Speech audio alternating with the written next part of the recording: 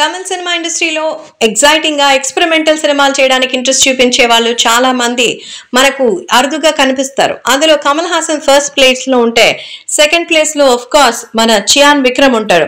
Vikram entire career లో చేసిన సినిమాల్లో 80% సినిమాలు మొత్తం అంతా ఇలాంటి ఎక్స్పెరిమెంటల్ మూవీసే. హిట్ టు ఫ్లాప్ తో అసలు ఆయన సంబంధం ఉండదు. నటించే స్కోప్ ఉంటే ఎంత పాత్ర అయినా సరే ఆయన చేసేస్తారు. అయ్యో ఈ గెటప్ ఇలా ఉంది, మనం చేయగలమా అని ఆలోచించారు.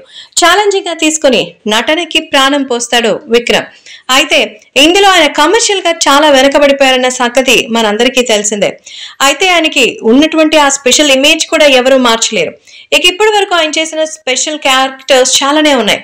మరి ఇంత ముఖ్యంగా చెప్పాలంటే వేరెవ్వరూ చేయడానికి సాహసించిన క్యారెక్టర్స్ కూడా ఆయన చేస్తారు, మెప్పిస్తారు కూడా.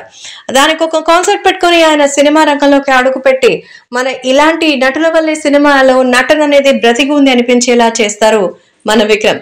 సో ప్రస్తుతం ఆయన పారంద్ డైరెక్షన్ లో తంగలన్ అనే సినిమా చేస్తున్నారు. ఈ సినిమా షూటింగ్ కంప్లీట్ చేసి కొద్ది రోజులు అవుతున్నా ఈ సినిమా ఆగస్ట్ 15 రిలీజ్ చేస్తా ఉంటూ మేకర్స్ అనౌన్స్ చేశారు. ఏదేమైనా విక్రమ్ ఈ సినిమా మీద ఎక్స్పెక్టేషన్స్ ఉన్నాయి.